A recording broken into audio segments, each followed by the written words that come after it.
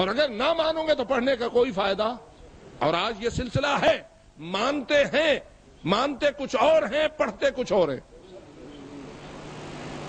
اس وقت میں یہ محسوس کر رہا ہوں ساری زیارتیں جن سے آپ کی کتاب الزیارات بھری ہوئی ہیں، مفاتیح الجنان، تحفۃ العوام، آیا اس قسم کی کتابوں میں معصومین کی زیارات لکھی ہوئی ہیں یا نہیں؟ وہ زیارات دور سے پڑھی جائیں یا قریب سے پڑھی جائیں ہمارے ایمان کا حصہ ہے یا نہیں؟ کیا حضرت امام حسین علیہ السلام کی زیارت فقط کربلا ذریعہ مقدس پر جا کر پڑھی جاتی ہے یا گھر میں بھی پڑھی جا سکتی ہے؟ ہر مسجد میں، ہر گھر میں، ہر جگہ دور سے بھی پڑھی جا سکتی ہے. اگر پڑھی جائے اور مانی نہ جائے تو اس پڑھنے کا کیا فائدہ؟ پڑھتے ہیں اشہد انک کنت نورا فی الاصلاب الشامخہ والارحام المطہرہ، پڑھتے ہیں کہ میں گواہی دیتا ہوں کہ تو ان بلند سلموں میں بھی نور تھا اور رحموں میں بھی نور تھا. جب مجلس پڑھتے تو کہتے ہیں نہ کوئی سلب ہے نہ کوئی رحم ہے، اوپر سے نازل ہوتے ہیں.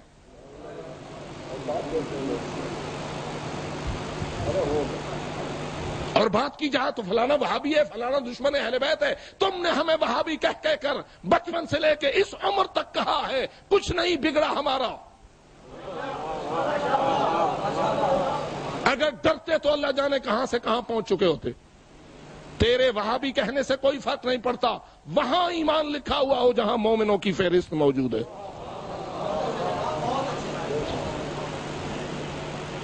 کیا صلب میں نہ مانوں؟ کیا رحم نہ مانوں؟ کیا نہ مانوں کہ امام حسین علیہ السلام صلب حیدر کرار میں رہے؟ کیا نہ مانوں کہ حضرت امام حسین علیہ السلام رحم مادر حضرت فاطمہ الزہرا میں رہے؟ اگر نہ مانوں تو پھر کیوں پڑھوں اشہد انک کنت نورا فی الاصلاب الشامخہ والارحام المطہرہ؟ میرا ایمان ہے امام حسین صلب علی سے لے کے صلب آدم تک نور رہے. میرا ایمان ہے امام حسین علیہ السلام رحم مادر حضرت فاطمہ الزہرا سے لے کر حضرت حوا کے رحم تک نور رہے. انکار نہیں کر سکتا نہ صلب کا نہ رحم کا. اور اگر تو کہتا ہے کہ اوپر سے نازل ہوئے تو اوپر کوئی صلب ہے؟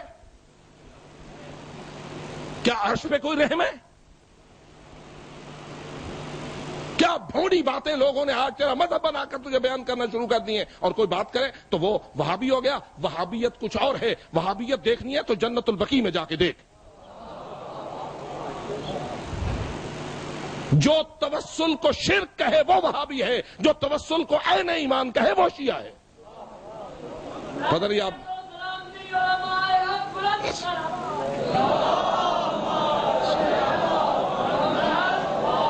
آپ نے میرا لفظ سمجھا؟